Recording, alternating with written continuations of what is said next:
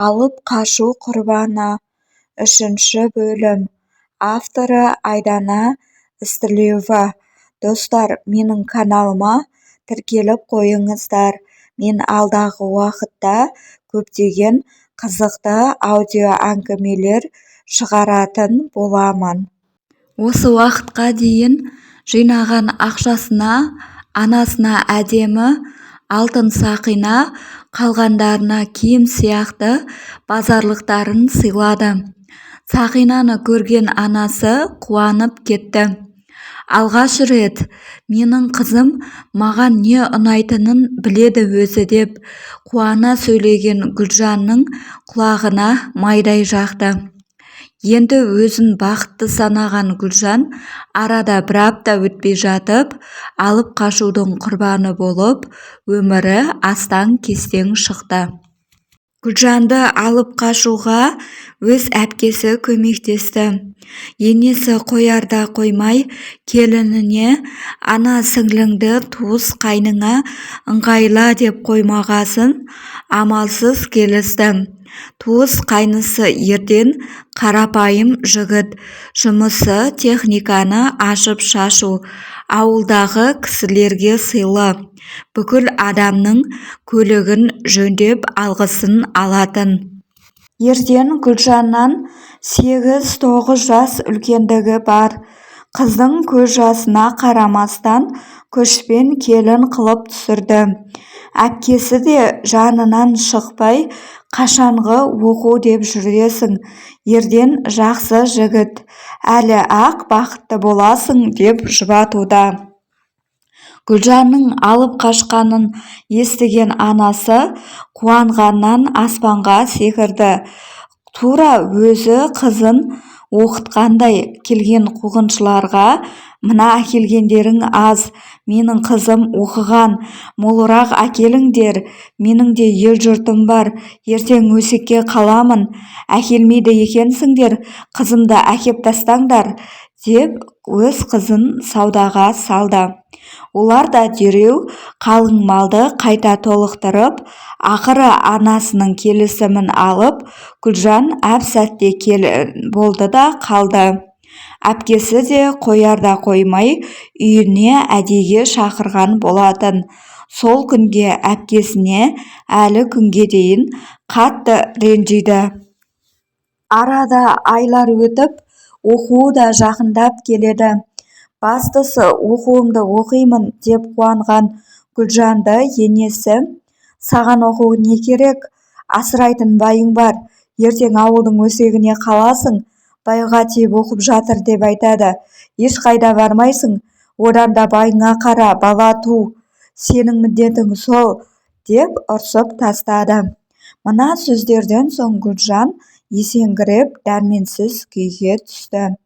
Кешке алғаш рет күйеуі Ерденге өтініш айтқан еді. «Ерден, өтінемін, мені оқуға жіберші, бірақ жылым қалды, қанша жыл оқығаным зая кетеді ғой, өтінемін, анаңды көндірші», деп жалынған келіншегінің сөзіне Ерден: «Анам не десе де дұрыс. Бұдан былай менен ештеңе өтінбе. Не жағдай болса да анаммен ақылдас», деп теріс бұрылып жатып қалды. Күйеуіне қатты ренжіген Гүлжан таңға дейін көз жасына тұншығып жатты. Ажырасып кетсе анасы мен үй үшін мәңгі көрмейтінін, және де ауылда өсектің астына алып жүргізбейтінін ойша көз алдына елестеген сайын денесі түршікті. Осылайша шарасыз күйде қаншама жылғы еңбегін бір-ақ күнде тастауға мәжбүр болған Гүлжан күйіктен күннен күнге азып барады. «Сен неге бұлай аздың?» деп сұрайтын не күйеу, не ене жоқ. Гүлжанның күннен күнге азғаны, ішіндегі жаңа өмірге қадам басқаны кішкентай ғана бір жапырақ сәби еді. Бірақ Гүлжан өзінің жүкті екенін мүлдем білмеді. Басқа әйелдер сияқты жүрек айну, жерік болудың не екенін бастан өткізбеді. Басы айналып құлаған сәтте ғана бұл үйде бір адамның ауырып жүргенін, келіннің аяғы ауыр екенін сонда білген еді. Гүлжанға ішіндегі бөбегі бұл өмірге қайта оралуға күш берді. Сол бөбегін асыға күткен Гүлжанның әрбір сағаты, минуты өтпей қойды. Үйдің тірлігін бәрін жасап қойып, құрсағында сәбиімен сыбырласып, бір сәт өзін сондай бақытты санайтын. Ерден болса үсті май-май әрі сасып, кешке батса Гүлжанның жынына тиеді. Күйеуіне монша жағып, киімдерін айнадай қып жуып қойса да, Ерден сол моншаға түсуге ерінетін еді. Күйеуіне қанша жалынса да, ақыры жуынбай, киімін ауыстырып жата салады. Майдың иісі Гүлжанның тынысын тарылтып, жүрегін айнытатын. Бірде енесімен қалаға барғанда, бұрынғы ғашық болған жігітінің иіс суын іздеп жүріп, Ерденге әкеп берген. Ерден болса, ол иіс суды дәретханаға тастай салды. Осы уақытқа дейін бұндай нәрсені қолданбадым, жұртқа күлкі боламын, енді бұндай нәрсені алушы болма, деді. Гүлжан күйеуінен бірде-бір жылы сөз естімейтін. Әйтеуір өзіне қажет кезде Ерден түнгі жұмысын істейтін. Одан басқа мүлде сыйластық не жылулық жоқ еді. Уақыт өте Гүлжан нәзік қана сүйкімді қызды өмірге әкелді. Гүлжанның қуанышын, аналық махаббатын енесі көп көргендей, жаңа туған шақалақты тартып алып, байғұс әйелдің сезімін тағы да ойран етті.